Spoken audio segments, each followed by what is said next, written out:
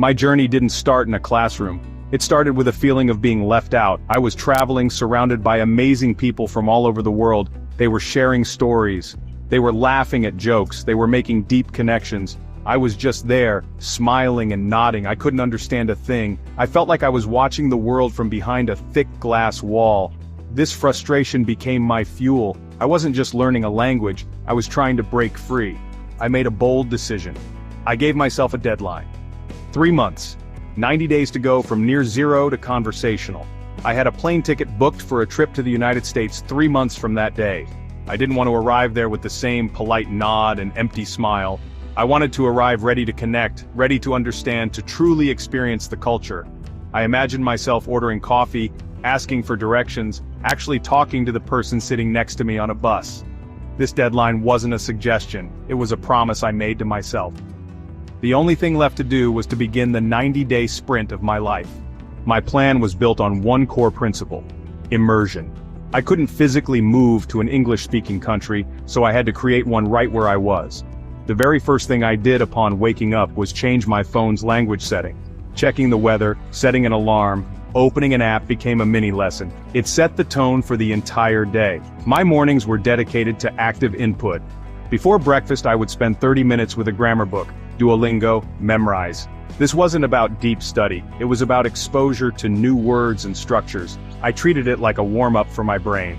During my commute and while making breakfast, I listened to English podcasts, starting with learner-focused shows with slower speech. The afternoons were for speaking. I scheduled a 30-minute video call on a platform like italki every single day. Language partner, tutor. This was non-negotiable. I made countless mistakes, but it was the only way to turn passive knowledge into active skill. After my speaking session, I would spend another hour on active immersion.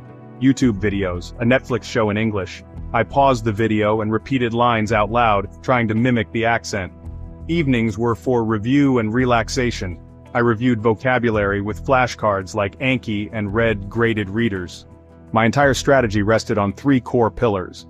The first and most important was to speak from day one. You cannot learn to swim by reading a book about it, you have to get in the water. I started with simple phrases. Hello, my name is Benny. I'm from Ireland. I'm learning English. The second pillar was listen constantly. I started with podcasts for learners like ESL Pod or the BBC's 6-Minute English, and then moved to native content. I listened to music and audiobooks, starting small with children's stories, and I looked up lyrics and vocabulary as I went. The final pillar was to live the language. Switch your social media, phone, and computer to English, and follow creators who talk about your hobbies. Together, these 3 pillars created a powerful cycle. What I heard fed my speaking, and my speaking showed me what to study next. That was the formula that unlocked rapid progress and made the 3-month goal feel inevitable. You can't build a house without the right tools, and you can't learn quickly without the right resources. My primary tool for speaking practice was italki. I booked a 30-minute conversation with a community tutor almost every day. It gave me dedicated time to speak without fear of judgment and to receive immediate feedback. For vocabulary, my secret weapon was Anki. I added 20-30 new words every day and reviewed for 15-20 minutes using spaced repetition. These words weren't random, they came from my reading and listening relevant to me. YouTube was my university. Channels for learners and channels about topics I loved made learning engaging. I began with graded readers, then moved to BBC News and simple Wikipedia as I improved, material just above my level. For grammar, I used a reference book as needed. I looked up specific points when they appeared in my speaking practice. Apps like Duolingo were for quick review. Fun short breaks, not the main tool. Combined, these tools covered speaking, memory, and exposure. Beyond standard tools, I adopted a few unconventional habits. The first was thinking aloud. I started narrating my life in my head, then out loud when I was alone. I put sticky notes on objects to force vocabulary access for everyday items. Another secret was to embrace mistakes. I aimed to make many mistakes. This removed the fear of speaking. I created a language island in my home, one chair where I practiced only in English. It became a psychological trigger. My final secret weapon was a language parent, a patient native speaker who rephrased gently and made conversations low stress. These conversations built my confidence more than formal lessons ever could. Sitting in that chair signaled my brain, it's English time. Mistakes were data, tiny wins were fuel. That mindset shift changed everything. Think aloud, embrace mistakes, find a language parent. No language journey is a straight line. Around the 6-week mark, I hit a massive wall, the intermediate plateau. I was doing the same routine every day but not seeing progress. It felt like running in place. I needed to shock the system, swap tools, seek different partners, and push into harder material. I sought conversations with people who had strong regional accents. It was hard, but my listening skills adapted. I started watching movies without subtitles and reading more complex chapters, even if I understood only 60%. I did shadowing. Play a native clip and repeat exactly. Rhythm, intonation, pronunciation. To fight discouragement, I listened to an old week 1 recording and saw measurable improvement, tangible proof. I kept a win journal, one small success each day. I understood a joke. I used a phrasal verb correctly. I focused on collocations and chunks. That shift helped break the plateau and sound more fluent. If you want to embark on your own rapid English mission, the most important piece of advice is this. You must speak. Start from day 1. Your first conversation can be 5 minutes long. Use Google Translate if you need it.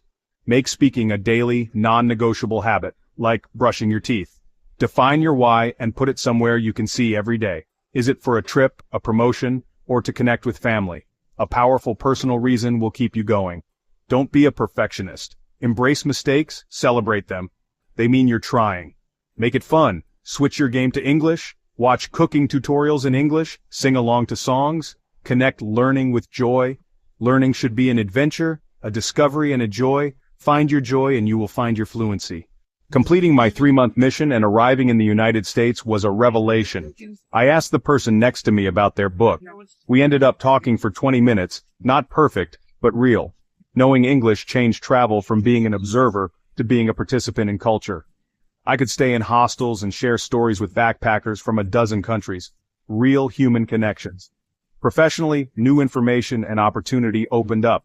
Online courses, remote collaboration, and broader networks. I could read articles, take courses, watch tutorials.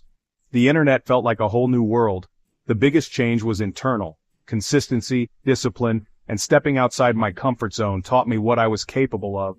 It was like seeing the world shift from black and white to vibrant color. Learning English didn't just give me a language, it gave me a new perspective on what is possible.